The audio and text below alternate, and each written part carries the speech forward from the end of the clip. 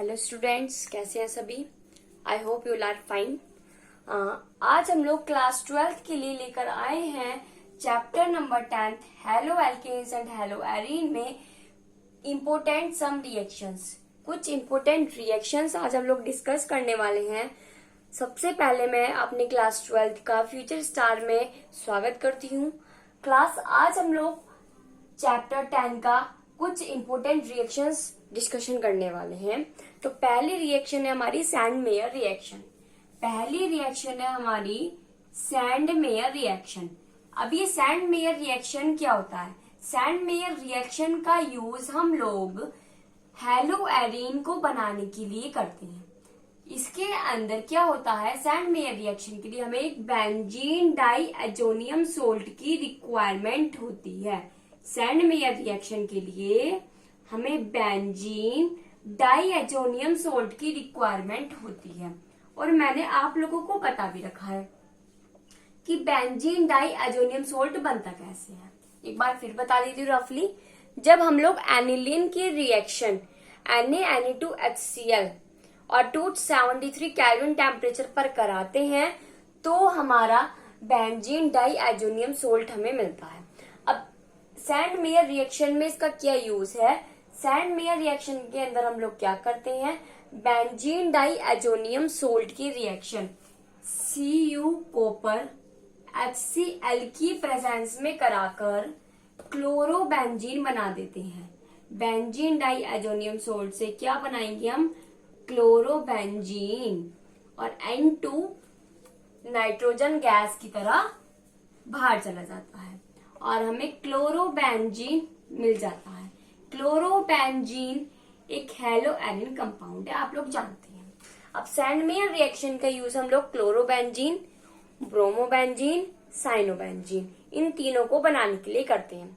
इसी तरीके से आपका यहाँ पे HBr जुड़ जाएगा अगर आपको ब्रोमोबेंजीन बनाना है। अगर आपको साइनोबेंजीन बनाना है तो यहाँ पे HCN जुड़ जाएगा। ठीक है। नेक्स्ट रिएक्शन है आपकी फिनक्लिस्टीन रिएक्शन। फिनक्लिस्टीन रिएक्शन। अब ये फिनक्लिस्टीन रिएक्शन क्या होता है? तो फिनक्लिस्टीन रिएक्शन जो है, जब हमारा एक हेलो एल्केन है। अब हेलो एल्केन के अंदर जो हमारे आयोडाइड होता है, जो हमारा एल्काइल आयोडाइड होगा, उसको बनाने के लिए यूज किया जाएगा। फिनक्लिस्टीन का इस्तेमाल एल्काइल आयोडाइड को बनाने के लिए किया जाता है। जब हम लोगों ने हेलो एल्केन, हाँ जी, हेलो एल्केन की प्रिपरेशन के अंदर जब हमने पढ़ा था हैलाइड एक्सचेंज से हेलो एल्केन को बनाना, तो उसके अंदर हम लोगों ने पढ़ा था फिनक्लिस्टीन रिएक्शन को। सभी को याद आ गया होगा। तो फिनक्लिस्टीन रिएक्शन के अंदर क्या होता है? जैसे CH3Cl है, इसकी रिएक्शन अगर मैं NaI के साथ करा दूं, ठीक है, तो CH3I प्लस NaCl अलग निकल जाएगा और हमें मिथाइल आयोडाइड मिल जाएगा। देखो, अब जो हमारे क्लोराइड है, जो हमारा एल्काइल क्लोराइड होता है और एल्काइल ब्रोमाइड होता है, ये तो काफी इजीली से मिल जाता है। लेकिन जो हमारे एल्काइल आयोडाइड और एल्काइल फ्लोराइड होते हैं, ये कुछ केमिकल्स के साथ ही रिएक्शन करने पर ही हमें मिलते हैं। तो इसके लिए कुछ बाइनेम रिएक्शन दी, जो उनकी फिनक्लिस्टीन ने हमें बताया एल्काइल आयोडाइड बनाने का तरीका। तो इसको मैंने तुम्हें एक एग्जाम्पल के जरिए समझाया है कि अगर मैं CH3Cl की रिएक्शन NaI के साथ कराती हूँ, हमें क्या करना है? जो हमारा हेलो एल्केन है, मतलब हमारा एल्काइल क्लोराइड ले लो या एल्काइल ब्रोमाइड ले लो, उसको NaI के साथ ही रिएक्शन करानी है। NaI के एक सेकेंड, उसको NaI के साथ रिएक्शन नहीं करानी है। और दूसरी बात, फिनक्लिस्टीन में ड्राई एसीटोन जरूर होना चाहिए। मैंने आप लोगों को पहले नहीं लिखा था। क्यों नहीं लिखा था? ताकि आप लोगों को ये बात मैं बाद में बताऊं और अच्छे से समझा सकूं। देखो, अब मैंने एल्काइल क्लोराइड मतलब CH3Cl ले लिया और NaI ले लिया और बना दे मिथाइल आयोडाइड। लेकिन मिथाइल आयोडाइड इस तरीके से नहीं बनेगा। फिनक्लिस्टीन रिएक्शन क्या कहता है, अगर आपको आयोडाइड वाला कंपाउंड बनाना है तो NaI के साथ ड्राई एसीटोन जरूरी है। ये वाला कंपाउंड और ये दोनों चीज बहुत जरूरी है आयोडाइड कंपाउंड बनाने के लिए। फिनक्लिस्टीन ने हमें ये समझा दिया और हमें समझ में भी आ गया।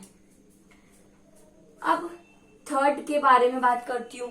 थर्ड है आपकी स्वार्ट्ज रिएक्शन।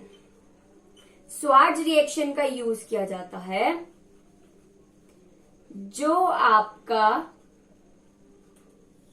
फ्लोरो ग्रुप होता है उसके लिए, ठीक है। फ्लोरो कंपाउंड जो होते हैं उसके लिए स्वार्ट्ज रिएक्शन का यूज करते हैं। फॉर एग्जाम्पल CH3Cl है और इसकी रिएक्शन में AgF के साथ करा दू, ये इसका मेन है AgF। स्वार्ट्ज रिएक्शन के अंदर AgF आपका मेन होता है, ठीक है।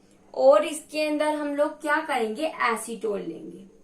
स्वार्ट्ज रिएक्शन में ओनली एसीटोन लिया जाता है नॉर्मली और AgF। अगर आपको स्वार्ट्ज रिएक्शन करानी है तो AgF और एसीटोन बहुत जरूरी है। अब क्या होगा, CH3Cl अलग निकल जाएगा और AgF सिल्वर फ्लोराइड अलग निकल जाएगा और मिथाइल सॉरी वही बना दिया मैंने तुम्हें, मैडम ने तुम्हें बना दिया, गलत कर दिया। सिल्वर क्लोराइड और कैसे कैसे गड़बड़ कर देती हूँ मैम भी। अब सही है, मिथाइल फ्लोराइड, ठीक है। मिथाइल फ्लोराइड, अगर आपको फ्लोरो कंपाउंड चाहिए तो आपको स्वार्ट्ज रिएक्शन का इस्तेमाल करना पड़ेगा।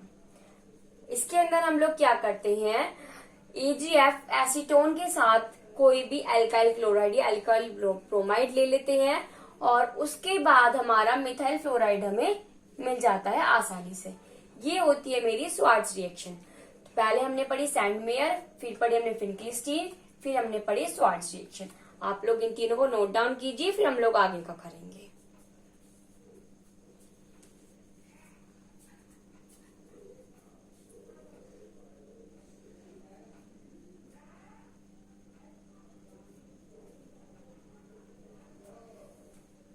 हो गया।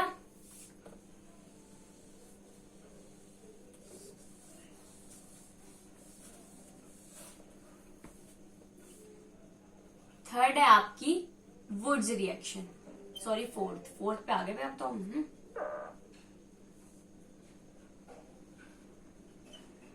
फोर्थ हम लोग पढ़ेंगे वुड्स रिएक्शन। कौन सी reaction, Wurtz reaction. Wurtz reaction के अंदर क्या होता है, अगर आपको मीथेन से इथेन बनाना है या आपको इथेन से ब्यूटेन बनाना है तो हम लोग इस्तेमाल करते हैं वुड्स रिएक्शन का, ठीक है। और ये हमने chemical properties of halo alkane के अंदर देखी थी वुड्स रिएक्शन, ठीक है।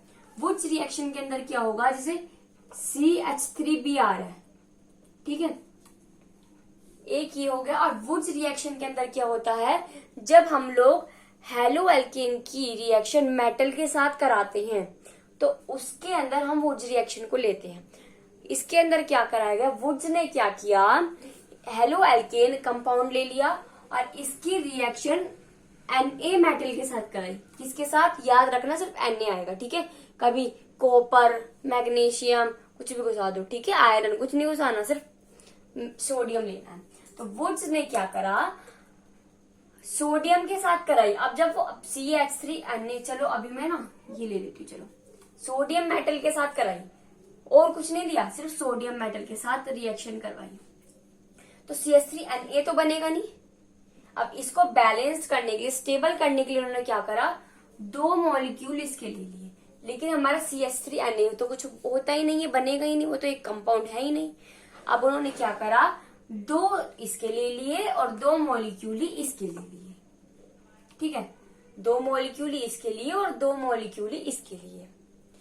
क्या करा उन्होंने, जो 2 मॉलिक्यूल इसके लिए, 2 मॉलिक्यूल इसके लिए, तो 2NaBr तो अलग निकल गया। 2 मॉलिक्यूल, भाई Br के साथ तो कंपाउंड है यही, हमें लेकिन चेंज करना है। रिएक्शन का मतलब क्या होता है, जो कंपाउंड हमारे पास है उससे कोई दूसरा कंपाउंड बनाना, यही तो केमिकल रिएक्शन कहलाती है। और Br हमारे पास है ही, Na इसके साथ जुड़ नहीं सकता। तो अब उन्होंने इन्होंने क्या करा, 2NaBr को तो अलग कर दिया। अब CH3 दो अलग अलग बच गए, तो इन दोनों को एक साथ मिलाकर लिख दिया। तो अब वुड्स रिएक्शन का इस्तेमाल किस लिए किया जाता है, मैं इस रिएक्शन को इस तरीके से लिखूंगी आपको समझाने के लिए। BrCH3, तो हमारे 2 सोडियम के और 2 Br ये तो अलग निकल गए, और CH3 और CH3 आपस में एक साथ मिलकर इन्होंने बना दिया इथेन, और ये है मेरा ब्रोमोमीथेन। ब्रोमोमीथेन की रिएक्शन अगर मैं किसी मेटल के साथ कराऊंगी तो मुझे इथेन मिल जाएगा। ओनली मेटल है यहाँ पे, और कोई ना तो कोई यहाँ पे कैटलिस्ट वर्क कर रहा है, ना ही कोई और मेटल वर्क कर रहा है, ना ही हम कोई टेम्परेचर दे रहे हैं, ना ही हम कोई इसको प्रेशर डाल रहे हैं इस पे। सिर्फ हमने क्या करा है, हेलो एल्केन का एक कंपाउंड उठाया, उसके साथ मेटल की रिएक्शन कराई, और रिएक्शन कराते क्या हुआ, जो हमारा कंपाउंड एक CH3 जो था, जो कार्बन का जो एक ग्रुप था वो 2 ग्रुप बन गए, अलग अलग करके उसने मीथेन से इथेन बना दिया। अगर आपको मीथेन से इथेन बनाना है तो आपको वुड्स रिएक्शन का इस्तेमाल करना होगा। नेक्स्ट पढ़ती हूँ फिटिक रिएक्शन। कौन सी reaction, Fittig reaction. Fittig reaction के अंदर क्या होता है हम लोग ये देखेंगे।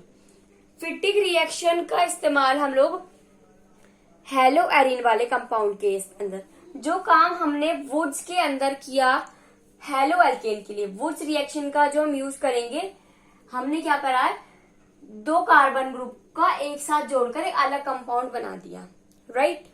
तो वुड्स का यूज हम लोगों ने हेलो एल्केन के केस में किया।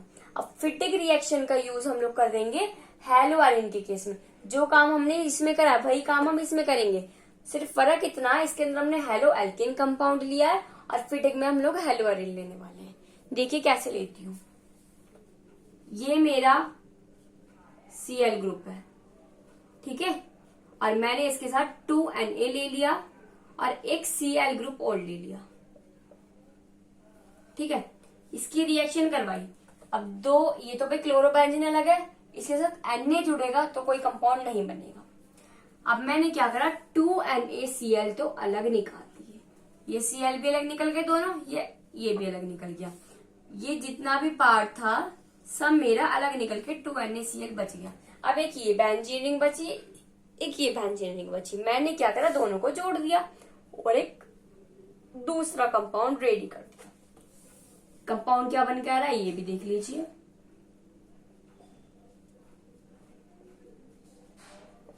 डाइफिनाइल मेरा बनकर आ गया। क्या बन गया, डाइफिनाइल। तो फिटिक रिएक्शन में हम लोग क्या करते हैं, हेलो एरीन्स के केस में है काम, वुड्स का काम हेलो एल्केन के केस में सिर्फ इतना है, वुड्स रिएक्शन फिटिक रिएक्शन। अब हमारी नेक्स्ट रिएक्शन आती है 6 नंबर की, Wurtz Fittig reaction. Wurtz reaction और फिटिक रिएक्शन को एक साथ जोड़कर जो बना उसका काम देखिए क्या हुआ। वुड्स रिएक्शन और फिटिक रिएक्शन, वुड्स के लिए क्या करा हमने, CH3Br ले लेती हूँ भैया, CH3Cl ले लेते हैं, चलो CH3Cl लिया, 2Na लिया, लेकिन कंडीशन आएगी हेलो ग्रुप एक ही होना चाहिए। कभी Br और Cl ले लिया, अगर आपका जो हेलो एल्केन कंपाउंड है उसके अंदर क्लोराइड ग्रुप है और हेलो एरिन कंपाउंड के अंदर भी क्लोराइड ग्रुप ही होना चाहिए, ये लिया। अब क्या हुआ, 2NaCl तो अलग निकल गया, 2NaCl तो अलग निकल गया। अभी CH3 और बेंजीन रिंग बचा, इन दोनों को मैं एक साथ जोड़ सकती हूँ। इन दोनों को मैंने क्या करा, एक साथ जोड़ दिया और इसका नेम होता है टोल्यूइन, और टोल्यूइन मुझे मिल गया। अगर मैं ये C2H5 लिखती तो C2H5 जुड़ जाता, C2H5Cl, एक क्लोरोबेंजीन ले लिया, Na तो 2NaCl अलग निकाल देती, तो इसके ऊपर C2H5Cl जुड़ जाता, और उसका नाम हो जाता इथेन बेंजाइन, इसका नाम हो जाएगा मिथाइल बेंजाइन, मिथाइल बेंजीन। क्या होगा? कॉमन नेम इसका मिथाइल बेंजीन। तो ये हमारी रिएक्शन थी Wurtz Fittig Wurtz Fittig. Sandmeyer समझ में आ गई, फिनक्लिस्टीन समझ में आ गई, स्वाट समझ में आ गई, Wurtz Fittig Wurtz Fittig reaction. 6 reaction तो क्लियर हो गई होंगी सभी को। ठीक है, अब आगे की पढ़ते हैं। आगे हमारी फ्रीडल क्राफ्ट रिएक्शन। कौन सी रिएक्शन है? पहले इसको नोट डाउन कीजिए। कर लिया? 7th नंबर की रिएक्शन है हमारी फ्रीडल क्राफ्ट रिएक्शन। ये नाम मैंने आपको नहीं पढ़ाया है, ठीक है। हम लोगों ने जितना भी पढ़ा उसमें अभी तक जितना पढ़ा था उसमें नाम नहीं पढ़ा, ये हमारा नया नाम आया है, तो हम इसको भी पढ़ लेते हैं। आगे इसका यूज आएगा, चिंता मत करना। अभी हमारा पोली हैलोजन कंपाउंड चल रहा है। बायनेम रिएक्शन के बाद हमारा पोली हैलोजन कंपाउंड है, उसके बाद हमारा ये चैप्टर फिनिश्ड है। ठीक है, चिंता मत करो। बहुत लग रहा होगा बहुत दिन हो गए मैम को एक ही चैप्टर पढ़ाते पढ़ाते। देखो मैंने आपको इसलिए चैप्टर एक बार में एक ही टॉपिक इसलिए पढ़ाया ताकि आपको चैप्टर्स क्लियर हो जाए। अगर आप लोगों का 11th 12th का बेस बहुत क्लियर होगा ना, बहुत अच्छा होगा, तो आप लोगों को आगे ग्रेजुएशन में जाकर कोई प्रॉब्लम नहीं होगी। अगर आप लोग अभी से इन चीजों को बहुत क्लियरली लेकर चलेंगे। ऑर्गेनिक केमिस्ट्री बहुत इंपॉर्टेंट केमिस्ट्री है, ठीक है। ऑर्गेनिक केमिस्ट्री को आसानी से भी नहीं समझा जाता, थोड़ा टिपिकल होती है, लेकिन अगर आप लोग इसको बहुत अच्छे से समझेंगे, बहुत अच्छे से मेरी वीडियो को ध्यान से देखेंगे, आप बातों को बहुत ध्यान से सुनेंगे, उसके बाद उनकी 1-2 बार प्रैक्टिस करेंगे, तो आपको ऑर्गेनिक केमिस्ट्री, अगर आपको ऑर्गेनिक केमिस्ट्री थोड़ी सी भी समझ में आ गई ना, तो 100% गारंटी दे रही हूँ क्लास, आप लोग ऑर्गेनिक केमिस्ट्री करने में इतने माहिर हो जाओगे, इतने इंटरेस्टेड, अच्छा लगेगा ना आपको, लगेगा बस ऑर्गेनिक ही पढ़ते ना और कुछ पढ़ेगा ना। एक बार बस आपको केमिकल रिएक्शंस करनी आ जाए, कन्वर्जन, फिर तो आप लोग ऑर्गेनिक ही पढ़ोगे, देखना, गारंटी से बता रही हूँ। बस काम इतना करना है, मेरी वीडियो को ध्यान से सुनकर, देखकर, सारे नोट्स को अच्छे से नोट डाउन कर उन टॉपिक को 1-2 बार रिएक्शंस है उनको 1-2 बार पढ़ना है, उसके बाद थोड़ी इनकी प्रैक्टिस करनी है। फिर जब आपको वो रिएक्शन रट जाएंगी, आप लोग कोई सी भी, कैसी भी, कितनी बड़ी कितनी छोटी कन्वर्जन सब पढ़ सकते हो। ठीक है, चलो टॉपिक पे आते हैं। तो ज्ञान बहुत है भैया। Friedel craft reaction. Friedel craft reaction में क्या होता है? बेंजीन रिंग है, बेंजीन रिंग की रिएक्शन, ये ओनली हेलोअरीन के केस में, ठीक है। बेंजीन रिंग की रिएक्शन अगर मैं CH3Cl से करा दूं और किसके प्रेजेंस में? एनहाइड्रस AlCl3 की प्रेजेंस में। फ्रीडल क्राफ्ट रिएक्शन में क्या होता है? बेंजीन रिंग की रिएक्शन जब मैं CH3Cl से कराऊंगी एनहाइड्रस AlCl3 की प्रेजेंस में, तो ये CH3 तो बेंजीन रिंग के साथ जुड़ जाएगा। अब इसके साथ एक हाइड्रोजन कंपाउंड जो है वो अलग निकलकर HCl बना देगा, Cl के साथ जुड़कर, ठीक है। ये होता है मेरा Friedel craft reaction. Friedel craft reaction में क्या होता है? CH3Cl का जुड़ना एनहाइड्रस AlCl3 की प्रेजेंस में, उसको कहते हैं फ्रीडल क्राफ्ट रिएक्शन। जैसे स्वार्ट्स में AgF एसीटोन मेन था, फिनक्लिस्टीन में NaI और ट्राइएसीटोन था, ऐसे ही फ्रीडल क्राफ्ट रिएक्शन में भी अगर आप लोग यहाँ पे ले लेंगे, सपोज आपने क्लोरोबेंजीन भी ले लिया, ठीक है, अगर आप लोगों ने क्लोरोबेंजीन भी ले लिया, लेकिन आपको ये दोनों जरूर लेने हैं। फ्रीडल क्राफ्ट रिएक्शन के जो मेन मुद्दा है वो ये दोनों है, इन दोनों का इस्तेमाल कर ही आपको कंपाउंड बनाना है। फिर आपने CH3Cl ले लिया और एनहाइड्रस AlCl3 की प्रेजेंस में,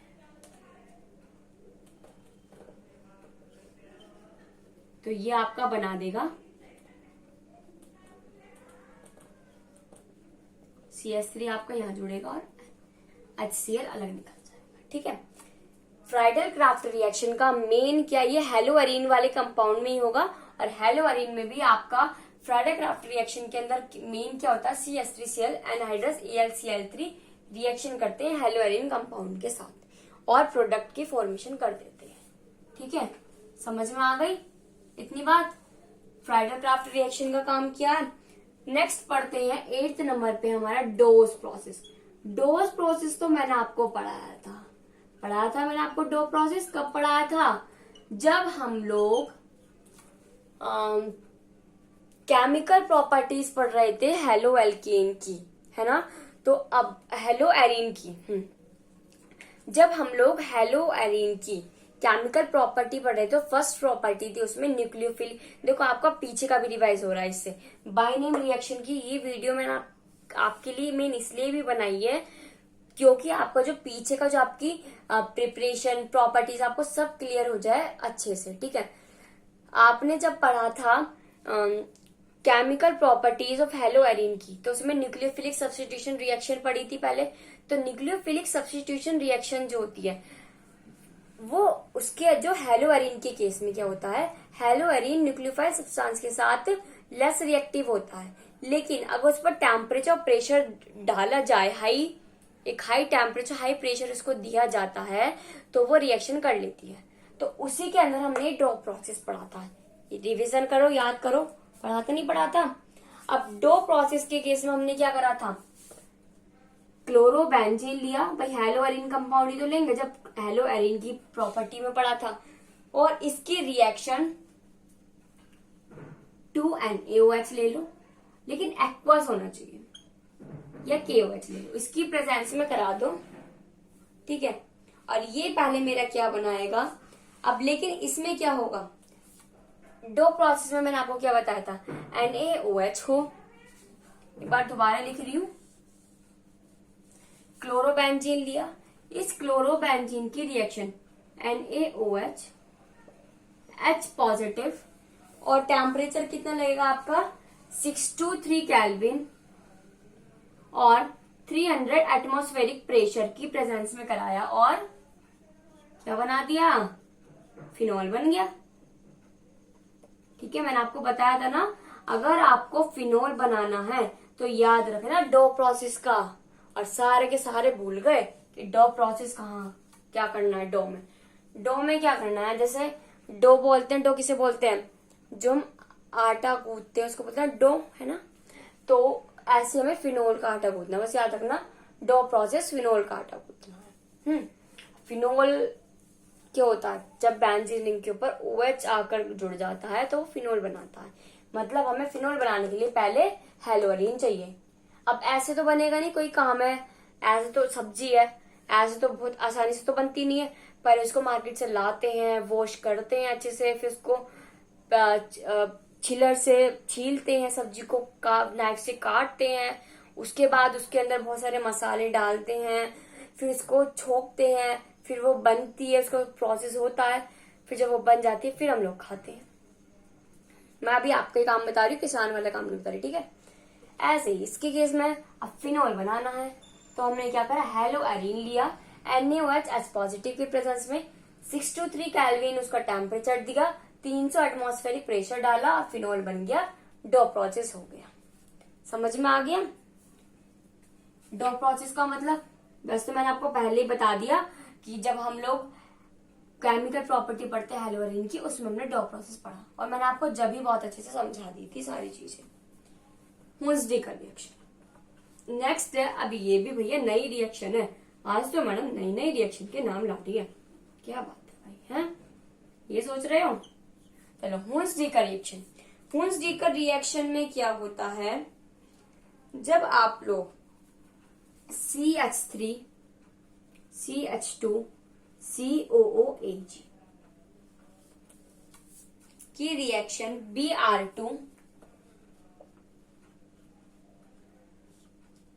CCl4 रिफ्लक्स की प्रेजेंस में कराते हैं, CCl4 रिफ्लक्स की प्रेजेंस में कराते हैं, तो ये क्या बनाएगा, CH3 CH2Br AgBr CO। हुंसडी का रिएक्शन का इस्तेमाल हम लोग क्या करेंगे, हम लोग यूज करेंगे अपना हेलो एल्केन कंपाउंड बनाने के लिए। कौन सा कंपाउंड, हेलो एल्केन कंपाउंड बनाने के लिए। अब हमारा एक कंपाउंड होता है CH3 CH2 COOH, हुंस-डीकर रिएक्शन को आपको एज इट इज लर्न करना पड़ेगा क्लास, ठीक है। हुंस-डीकर रिएक्शन में क्या करते हैं, CH3CH2COOAg, ये मेरा एक सिल्वर का कंपाउंड होता है, उसकी Br2 के साथ रिएक्शन कराते हैं और कैटलिस्ट लेते हैं CCl4, उस पर रिफ्लक्स डालते हैं। जो हमारे रिफ्लेक्शन हम लोग फिजिक्स में पढ़ते हैं वही वाला काम है, रिफ्लक्स डालेंगे उस पर और मेरा एक हेलो एल्किन कंपाउंड ये मुझे दे देगा CH3CH2Br, AgBr अलग निकल जाएगा और CO2 गैस की फॉर्म में अलग निकल जाएगा। ये होता है मेरा हुंस-डीकर रिएक्शन। समझ में आ गया हुंस-डीकर रिएक्शन। एक लास्ट रिएक्शन और देख लेते हैं, गाटरमैन रिएक्शन, ठीक है। गाटरमैन रिएक्शन, वैसे 2-3 रिएक्शन नाम ही लगाए हैं, एक फ्रेडरिक क्राफ्ट आया था, एक आपका हुंस-डीकर और एक गाटरमैन, और सब तो आपने ऑलरेडी पढ़ लिए थे। हाँ, मार्कोवनिकोव एंटी मार्कोवनिकोव रूल, वो भी मैंने आपको पहले बता दिया भाई, ठीक है। वो भी बायनेम में आता है, लेकिन उसका मतलब एक तरीके से एक अलग ही वो होता है, तो इसलिए मैंने आपको बायनेम रिएक्शन के अंदर उसका नाम बायनेम रिएक्शन के अंदर नहीं लिया जाता, लेकिन होती वो भी इम्पोर्टेंट है, ठीक है।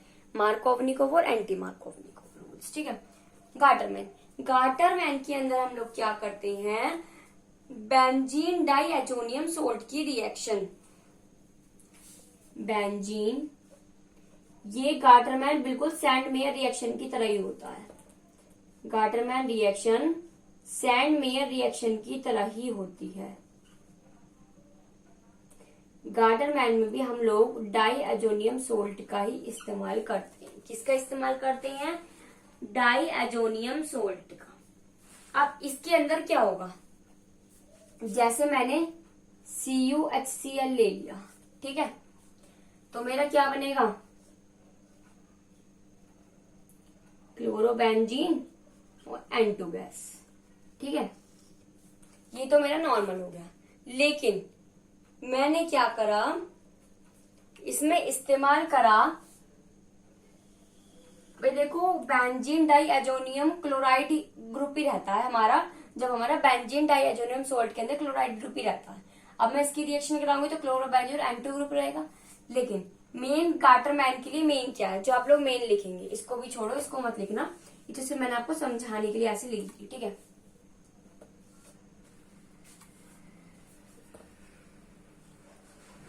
ये हो गई आपकी benzene diazonium salt. I hope अब नेम लिखने की जरूरत नहीं है, अपना आप लिख देना। गाटरमैन रिएक्शन में क्या हुआ, बेंजीन डाइएजोनियम सोल्ट है, इसकी रिएक्शन मैंने CuHBr की प्रेजेंस में कराई। अब CuHBr से कराऊंगी तो क्या बनता था सैंडवेयर में, ब्रोमोबेंजीन, इसमें भी ब्रोमोबेंजीन ही बनेगा इसमें भी ब्रोमोबेंजीन।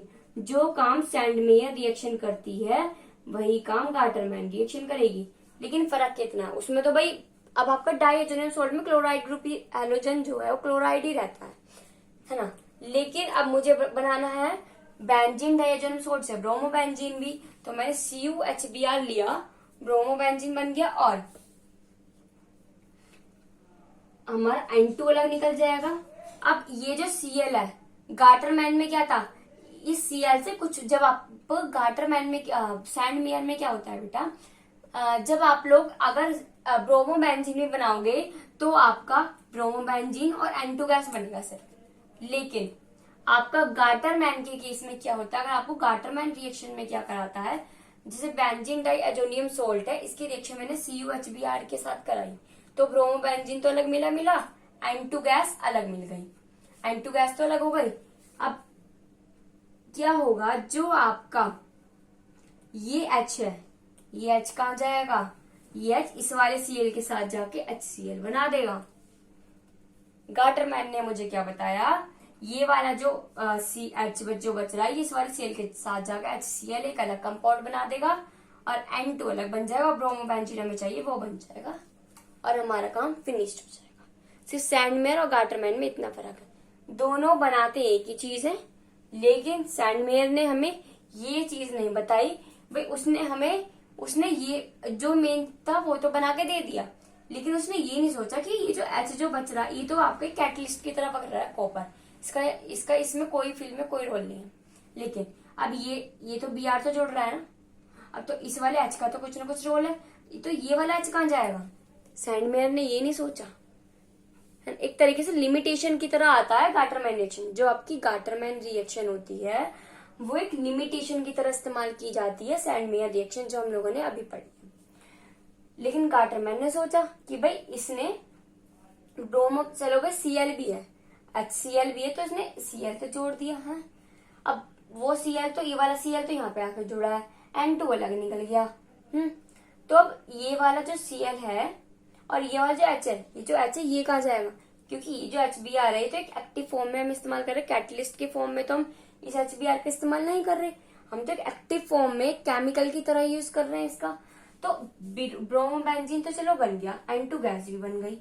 अब इस वाले H का क्या होगा और ये वाला Cl कहाँ जाएगा? कहीं तो इन्हें भेजना पड़ेगा भैया। तो इन्होंने क्या करा, HCl, दोनों एक कंपाउंड बन सकते, इन्होंने HCl जोड़कर एक कंपाउंड बना दिया, हाइड्रोक्लोराइड गैस। ठीक है, हाइड्रोक्लोराइड गैस बन गई हमारी। समझ में आ गया? तो आपको एक तरीके से एक नई चीज भी देखने को मिली, सैंडमेयर रिएक्शन की लिमिटेशन, गाटरमैन रिएक्शन। ठीक है, और सैंडमेयर रिएक्शन गाटरमैन रिएक्शन में क्या होता है आप लोगों को समझ में आ गया हो। और रूल्स देखकर आपको एज इट इज करनी पड़ेगी। फ्रेडरक्राफ्ट का आपको ये लर्न रखना पड़ेगा ओनली, इसमें कौन सा केमिकल हम लोग यूज करेंगे। तो हमारी ये कुछ बाइनेम रिएक्शंस थी जो हमारी हेलो एल्केन और हेलो एरीन दोनों की प्रॉपर्टीज, प्रिपरेशन सभी में आती है। ठीक है, तो आई होप सभी को समझ में आ गया होगा मेरा आज का टॉपिक। ठीक है, क्लास अगर कुछ भी प्रॉब्लम हो, कुछ भी किसी भी टॉपिक में, तो आप लोग कमेंट सेक्शन में कमेंट कर दीजिए। और अगर प्रॉब्लम भी नहीं है, आपको समझ में भी आ गया है, तो आप लोग जब भी सब कमेंट कर दीजिए कि मैम आपने जो मुझे बताया हमें समझ में आया और हमें बहुत अच्छा लगा। आप लोग इस तरीके से बताओ, मेरी कमियां भी बताओ और मेरी खूबियां भी कमेंट में कर दो, ताकि मुझे सपोर्ट मिले आप लोगों की और मुझे आप लोगों के व्यूज मिल जाएं और मैं आप लोगों के लिए और भी अच्छी तरीके से और भी अच्छे व्यू, अच्छी ट्रिक्स ला सकूं। ठीक है, तो thank you and have a nice day.